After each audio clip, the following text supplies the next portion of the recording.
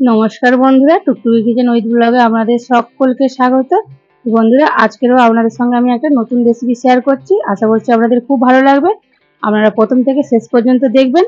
আজকে আপনাদের সঙ্গে আমি হাইব্রিড চপ রেসিপি শেয়ার করছি।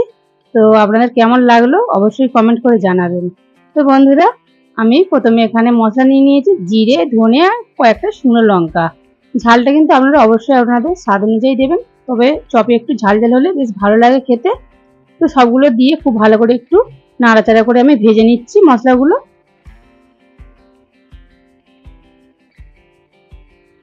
তো মশলাগুলো তো খুব ভালো করে ভেজে নিয়েছি। এবার মশলাগুলো আমি একটা অন্য পাত্রে তুলে নিচ্ছি। আর দেখুন, আমি এখানে 4টে আলু আগে থাকতে খুব ভালো করে সিদ্ধ করে নিয়েছিলাম, খোসা সমেতই সিদ্ধ করে নিয়েছি। তারপরে আমি খোসাগুলো ভালো করে ছাড়িয়ে নিয়েছি, নিয়ে ভালো করে একটু মেখে নেব। তো ভালো করে বলতে বন্ধুরা, একটু দানা দানা রাখবো, তবেই কিন্তু আলু চপ খেতে বেশ ভালো লাগবে। একদম মিহি করে আমি মাখবো না।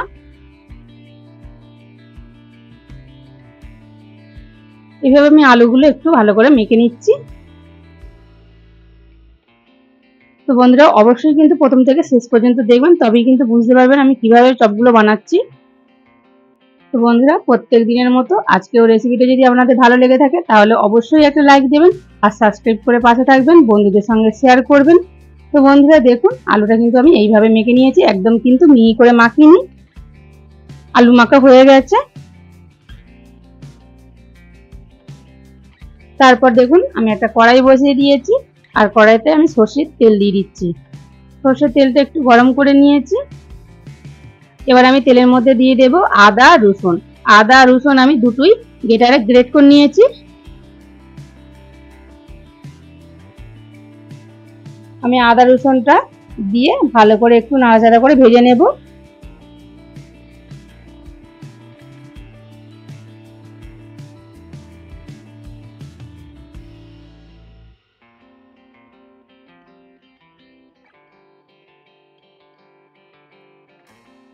তো দেখুন, আমি নাড়াচাড়া করে বেশ ভালো করে একটু ভেজে নিয়েছি অল্প আঁচে।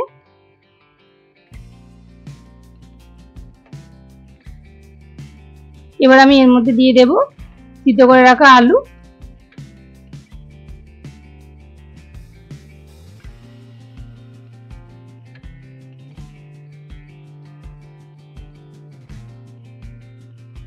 এবার খুব ভালো করে আমি মিশিয়ে নেব।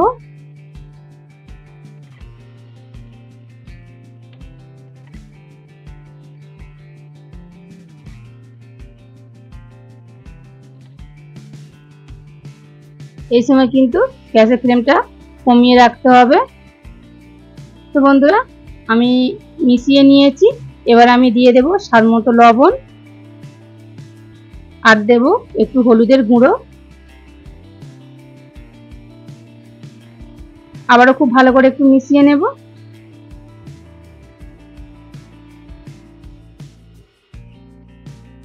তো বন্ধুরা, আলুর পুরটা কিন্তু যত ভালো করে বানানো হবে, যত টেস্টি হবে, চপগুলো কিন্তু খেতে দুর্দান্ত হবে।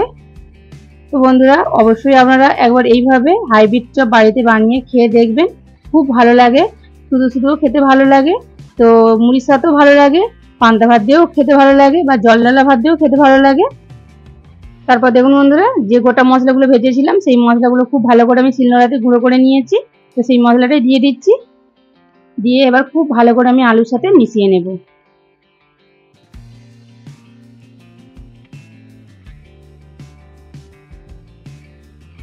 দারুণ হয়েছিল বন্ধুরা খেতে। আপনারা অবশ্যই কিন্তু একবার অবশ্যই এই চপটা বাড়িতে বানিয়ে খেয়ে দেখবেন।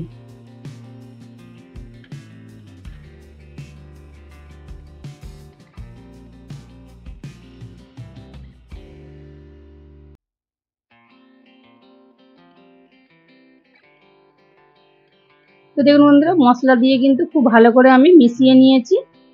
তো চপের জন্য তো আলু তৈরি করা রেডি হয়ে গেছে। তো দেখুন বন্ধুরা, এবার আমি তুলে নিচ্ছি।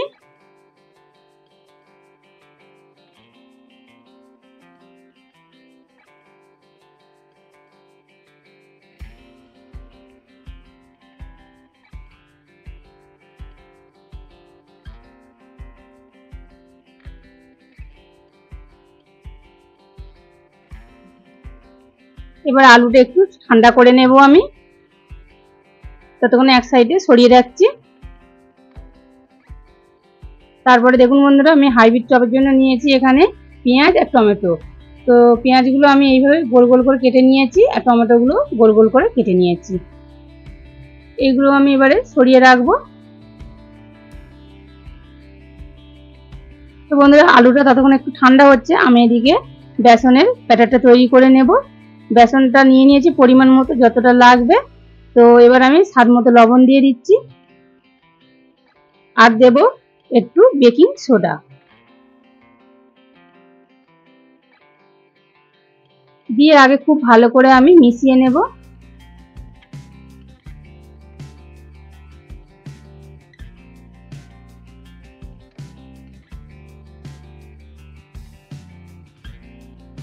খুব ভালো করে মেশানো হয়ে গেছে। এবার আমি অল্প অল্প করে জল দিয়ে একটা ব্যাটার তৈরি করে নেব।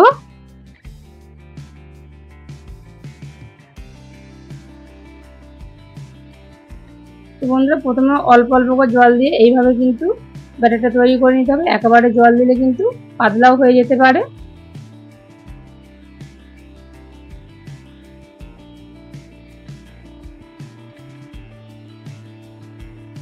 তো দেখুন বন্ধুরা, ব্যাটারটা কিন্তু জল দিয়ে খুব সুন্দর করে অনেকক্ষণ ধরে আমি ফেটিয়ে নিয়েছি। তো দেখুন, ঠিক এইভাবে কিন্তু চপের জন্য বেসনটা ঠিক এইভাবে রেডি করে নিতে হবে। তো ব্যাটারটা তো আমার রেডি হয়ে গেছে, এবার আমি এক সাইডে সরিয়ে রাখছি। তারপর দেখুন বন্ধুরা, আলুর পুরটা কিন্তু ঠান্ডা হয়ে গেছে। এবার আমি আলুর পুর থেকে দেখুন, এবার আমি গোল গোল করে একটু বড় বড় সাইজের আমি আলুগুলো নিয়ে নিচ্ছি।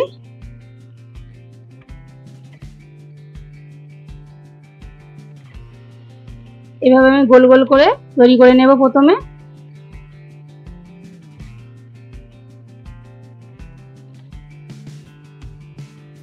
তো সবগুলো তো বানানো হয়ে গেছে, আমি একটু বড় বড় সাইজের করে নিয়েছি।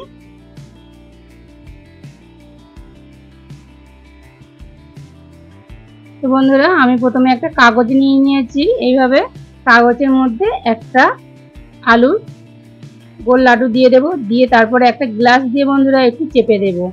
দিলে কিন্তু দেখুন কত সুন্দর, যেভাবে চপ দোকানে আলুগুলো ঠিক তৈরি করে ঠিক সেইভাবে তৈরি করে নিয়েছি।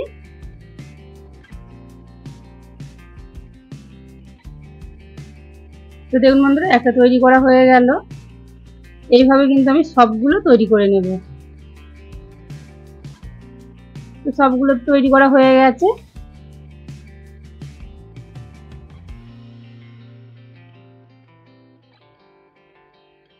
এবার আমি এগুলো ভেজে নেব। তার জন্য কড়াইয়ে আমি তেল গরম হতে দিয়ে দিয়েছি বন্ধুরা। তারপর দেখুন, এক সাইডে একটা পেঁয়াজ আর এক সাইডে টমেটো দিয়ে বেসনের গোলার মধ্যে আমি ডুবিয়ে তেলের মধ্যে ছেড়ে দিচ্ছি।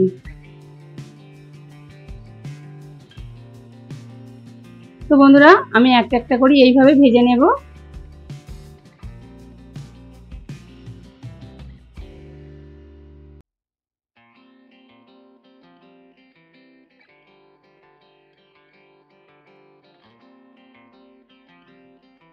তো বন্ধুরা, আমি এইভাবে কিন্তু উল্টে পাল্টে খুব ভালো করে কিন্তু চপগুলো ভেজে নেব। তো দেখুন, একটা চপ ভাজা হয়ে গেল, তুলে নিচ্ছি।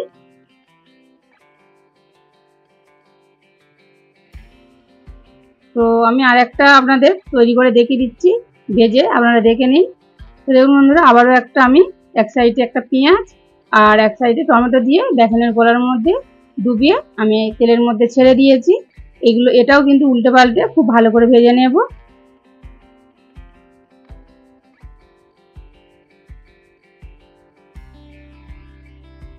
তো দেখুন, এটাও কিন্তু উল্টে পাল্টে খুব ভালো করে ভেজে নিয়েছি।